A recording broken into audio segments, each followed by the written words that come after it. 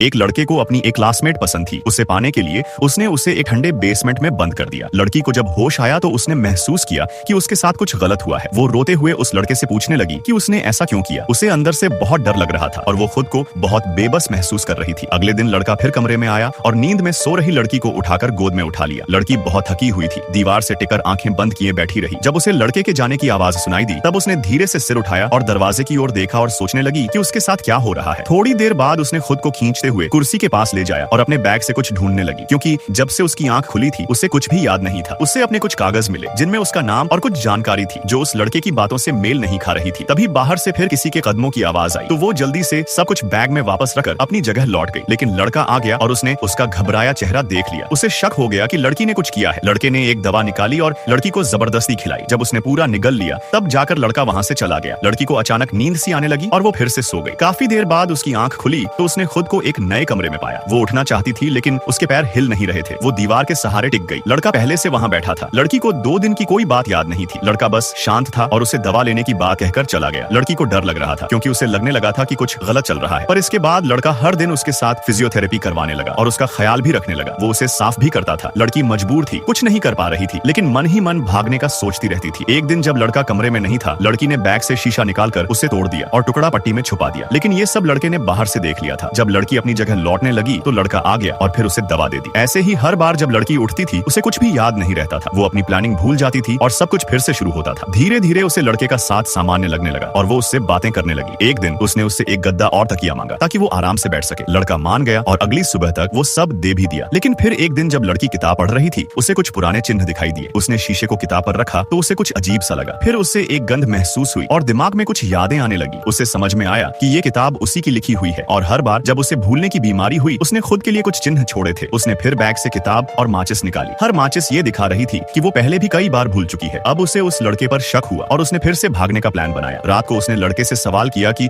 उसने उसे क्यों बंद किया और क्या पहले भी किसी लड़की को रखा है। लड़का गुस्से में सब नकारने लगा लेकिन फिर सच्चाई बता दी। लड़के ने कहा कि वो दोनों पहले रिलेशनशिप में थे। एक बार एक पार्टी में लड़की को उसके दोस्तों ने जबरदस्ती शराब पिलाई और जब लड़का वहां पहुंचा तो उसने वो सब देख लिया। गुस्से में उसने किसी को मार दिया और लड़की भी सदमे में सब कुछ भूल गई। कानून से बचने के लिए वो लड़की को एक सुनसान जगह ले गया और उसे याद दिलाने की कोशिश करने लगा, लेकिन लड़की को कुछ भी याद नहीं आया। लड़की बहुत रोई। वो ये सब समझ नहीं पा रही थी। दोनों ने एक दूसरे को गले लगाया। सब कुछ जैसे पहले जैसा लगने लगा। लेकिन अगली सुबह जब लड़की उठी तो उसके पास कोई अजनबी आदमी था। लड़की को फिर कुछ याद नहीं था। उसने पास पड़ा शीशे का टुकड़ा उठाया और उस आदमी को मार दिया। फिर भागकर बाहर निकल आई। उसे बहुत दिन बाद आजादी महसूस हुई। वो जानती थी कि उसने खुद को याद दिलाने के लिए किताब में निशान छोड़े थे। हो सकता है कल की बातें भी झूठ हों, बस उसका भरोसा जीतने के लिए कही गई हूँ ताकि वो न भागे। आखिर में उसने एक नाव ढूंढी और पूरी ताकत से उसे पार ले जाने की